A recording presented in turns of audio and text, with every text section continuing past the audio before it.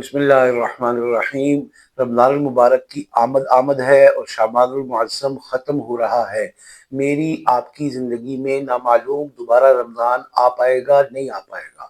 میں اپنی اولاد، میں اپنے بزرگ، میں اپنے بھائی بہن اور اپنے ارد گرد اعزاء احباب کی فکر کرتی ہوں، ان کے لیے دعا کرتی ہوں، کوشش کرتی ہوں، اور میری ہڈیاں گھس گئیں اور میں نے اپنی ہڈیوں کا سرما بنا ڈالا ان سب کے لیے۔ لیکن اگر کچھ نہیں کر پائے تو اس میں چند باتیں دل میں ایسی ہیں جو ابھی تک کسک پیدا کرتی ہیں، جو تمنا بن گئی ہیں، جو حسرت بن گئی ہیں، جن کے بارے میں سوچ سوچ کر ہم پریشان ہوتے ہیں۔ بالوں میں چاندی ہے، دانت منہ میں رہے نہیں ہیں، اور آنتوں میں پریشانی، پیچیدگی اور بیماری میں دل میں پیدا ہو گئی ہے۔ کیا کریں کہ اللہ تعالیٰ میری بیٹی کی شادی، میری بیٹی کو سسرال میں سکھ، میرے بیٹے کو اچھی ملازمت، اچھا کاروبار، میرے شوہر کو ملک یا بیرون ملک پیش آنے والی دقتوں تکلیفوں سے نجات عطا فرما دے۔ مجھے خود سے سسرال میں عافیت نصیب ہو، مجھے خود سے گھر علیحدہ نصیب ہو، مجھے اپنے شوہر سے محبت نصیب ہو، مجھے اپنی بیوی سے راحت نصیب ہو۔ میری ساس میری ماں نہیں بنتی، نہ بنے، لیکن کم از کم میری زندگی میں دخل اندازی سے باز آ جائے۔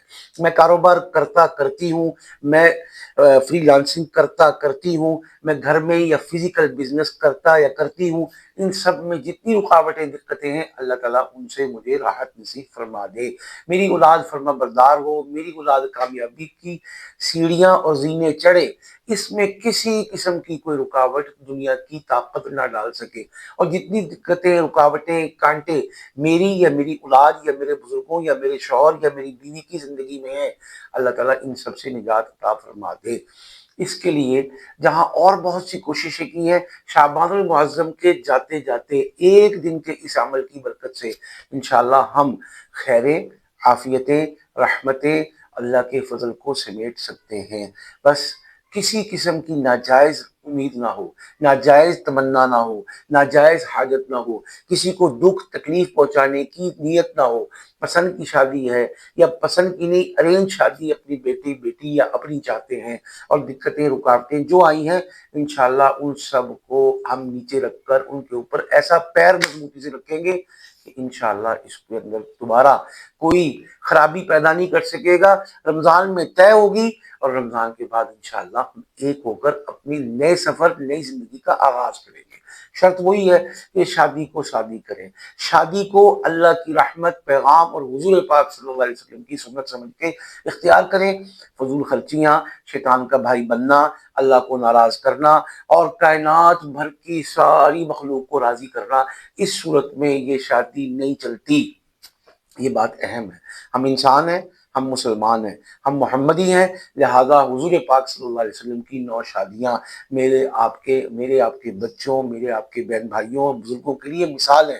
یہ چیز اگر میرے دل دماغ میں ہوگی تو انشاءاللہ پھر شادی یقیناً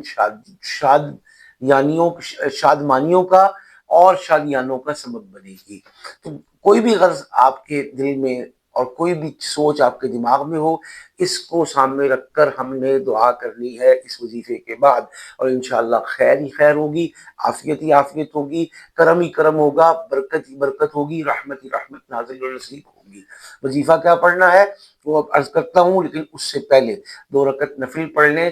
میری بہنیں اگر ناپاکی کے ایام میں ہیں تو وہ نہیں پڑھیں گی، اور اول آخر 3 مرتبہ درود پاک پڑھ کے اس وظیفے کو پورے فوکس، توجہ، دھیان کے ساتھ پڑھیں گے۔ 5 تسمیاں پڑھنی ہیں۔